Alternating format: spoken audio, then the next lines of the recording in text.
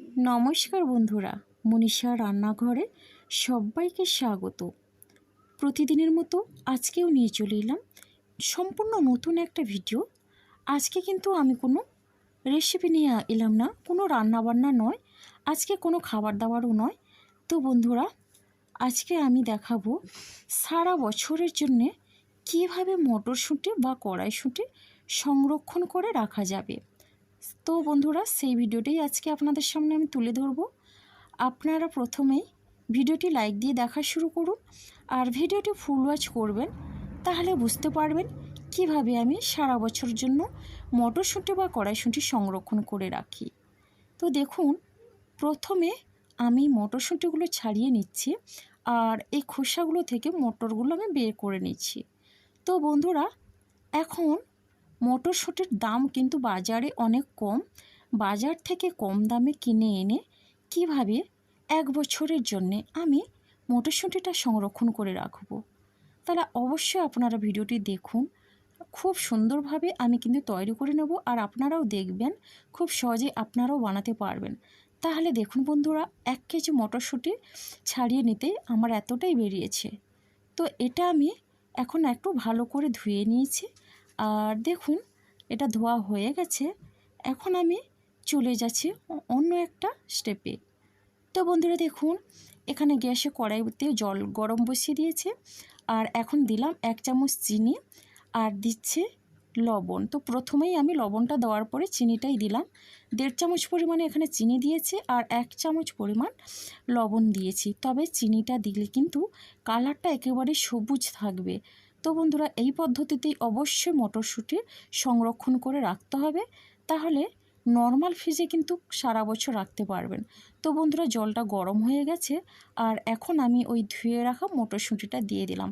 আর আপনারা খেয়াল করুন বন্ধুরা, মটরশুঁটি কিছুটা জলের উপরে কিন্তু ভেসে আছে, এরপরে বাকিগুলো যে জলের তলায় আছে ওগুলো কিন্তু একটা একটা করে উপরের দিকে ভেসে উঠছে।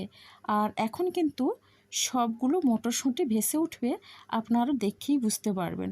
তো বন্ধুরা দেখুন, আমি একটু চামচ দিয়ে একটু নাড়িয়ে দিয়েছি। পরপর দেখুন বন্ধুরা, একটা করে মটরশুঁটি কিন্তু ভাজতে ভাজতে একেবারে সবগুলো কিন্তু মটরশুঁটি ভেসে উঠবে।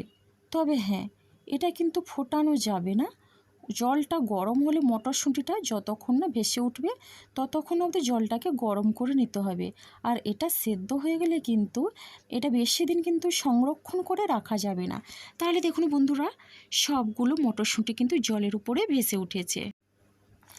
আর এখন আমি একটা ছান্তা নিয়েছি আর আমি এটা ভালো করে জলটা ঝরিয়ে নেব। আর জলটা ঝরিয়ে এইরকম একটা ঝুড়ি নিয়েছি বন্ধুরা, এইরকম ঝুড়িতে আমি মটরশুঁটিটা নিয়ে নিচ্ছি।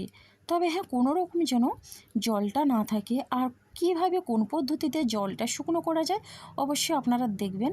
তো দেখুন বন্ধুরা, জলটা ঝরিয়ে নিয়েছি।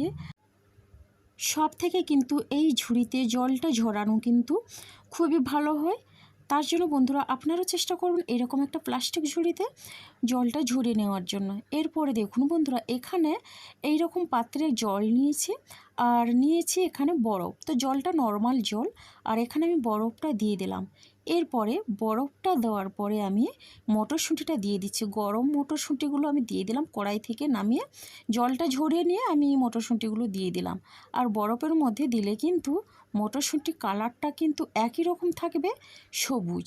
তো সারা বছরে এরকম সবুজ থাকবে। তো এইরকম করে সুন্দরভাবে মটরশুঁটিটা সারা বছরের জন্য বন্ধুরা আপনারাও খুব সহজে বানিয়ে নিতে পারবেন।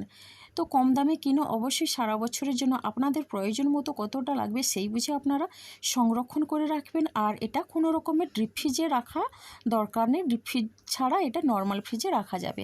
তো বন্ধুরা দেখুন, এখন আমি এই ছান্তার সাহায্যে জলটা ঝরিয়ে নেব। তো একই রকমভাবে আমি এই ঝুড়িতে আবারও আমি ঢেলে জলটা শুকিয়ে নেব।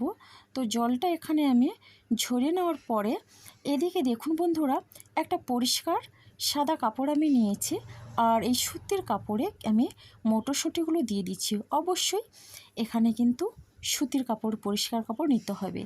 এইভাবে কিন্তু জলটা ঝরানোর চেষ্টা করবেন। আর হ্যাঁ, আমি কিন্তু ফ্যানটা চালিয়ে দিয়েছি।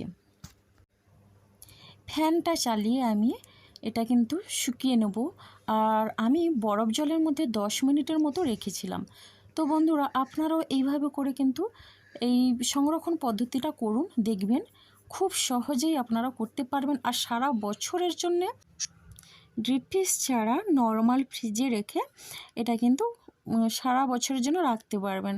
তো বন্ধুরা এখন আমি উপর থেকে একটা শুকনো কাপড় নিয়ে এইরকমভাবে আলতো করে আমি মটরশুঁটির গায়ে চেপে চেপে দিচ্ছি। আর জলটা দেখুন এটা কত টেনে নিচ্ছে। তো বন্ধুরা দেখুন, আর এইভাবে কিন্তু আলতোভাবেই করতে হবে। আর এটা কিন্তু ফ্যানও চালিয়ে দিয়েছি আমি। তো এখন আমার 10 মিনিট সময় লেগেছে, যেহেতু আমি সুতির কাপড় দিয়ে এটা ভালো করে আমি শুকিয়ে নিয়েছি। আর ফ্যানটা চালানোর জন্য তাড়াতাড়ি কিন্তু এটা শুকনো হয়ে গেছে। আর দেখুন বন্ধুরা একেবারে শুকনো, হাতে কোনো রকমের জল লেগে নেই, আর মটরশুঁটির গায়েও জল লেগে নেই। এখন আমি এই পাত্রে তুলে নিয়েছি। তো বন্ধুরা দেখুন খুব সুন্দরভাবে কিন্তু মটরশুঁটিটা শুকনো হয়ে গেছে। খুব সহজে কিন্তু আমি এটা করে নিলাম। আর এখন একটা কথা, যে এটা তো করা হয়ে গেল, মটরশুঁটিটা রাখবো কিসে, কোন কোন জিনিসে রাখলে সারা বছর কিন্তু এই একই রকমভাবে থাকবে। তো বন্ধুরা দেখুন এইরকম একটা কাঁচের বোতল নিয়েছি। সব থেকে ভালো থাকে কাঁচের জিনিসে। তো বন্ধুরা কাঁচের বোতল, কাঁচের জার যে কোনো একটা জায়গায় রাখতে হবে। আর এইরকম প্লাস্টিক, তো বন্ধুরা এইরকম প্লাস্টিকেও সারা বছরের জন্য আপনারা রেখে দিতে পারবেন। তো বন্ধুরা দেখুন আমি এবার মটরশুঁটিগুলো এই কাঁচের বোতলে নিয়ে নিচ্ছে। খুব সহজেই কিন্তু বানানো যায়, আর আমি কিন্তু এই পদ্ধতিতে রেখে দিই। তো বন্ধুরা আপনারাও চেষ্টা করবেন এই রকম করে কিন্তু মটরশুঁটি সংরক্ষণ করার জন্যে। আর আমার এই ভিডিওটি যদি আপনাদের ভালো লেগে থাকে তাহলে অবশ্যই লাইক, কমেন্ট, শেয়ার এবং সাবস্ক্রাইব করে আমার পাশে থাকবেন। তো বন্ধুরা এখনও যারা সাবস্ক্রাইব করেন প্লিজ সাবস্ক্রাইব করে দিয়ে আমার পাশে থেকে যান। আর অবশ্যই একটা মিষ্টি কমেন্ট করবেন, তাতে কিন্তু নতুন নতুন ভিডিও দেওয়ার উৎসাহ আমার অনেকটাই বেড়ে যাবে। তো বন্ধুরা আজকের কিন্তু মটরশুঁটি সংরক্ষণ পদ্ধতিটা কেমন লাগলো অবশ্যই আপনারা কমেন্ট করে বলবেন। আর আপনাদের একটা কমেন্ট কিন্তু আমাকে অনেকটা উৎসাহ দেয় নতুন নতুন ভিডিও আপলোড করার জন্য। তো বন্ধুরা এখন আমি এই প্লাস্টিকের মধ্যেও নিয়েছি, আর এই প্লাস্টিকটাকে এখন আমি এটা প্যাকেট করে নেব। তো আমি এটা প্যাকেট করে নিয়েছি। প্যাকেটটা কিন্তু করার সময় আমি এটা লাইটার দিয়ে কিন্তু মুখটা একেবারে আটকে দিয়েছি। তাহলে দেখুন বন্ধুরা খুব সহজেই বানানো গেল। তো আজকের আমার ভিডিওটি এই পর্যন্ত। আগামীকাল আসবো নতুন ভিডিও নিয়ে। আপনারা সবাই সুস্থ থাকুন, ভালো থাকুন।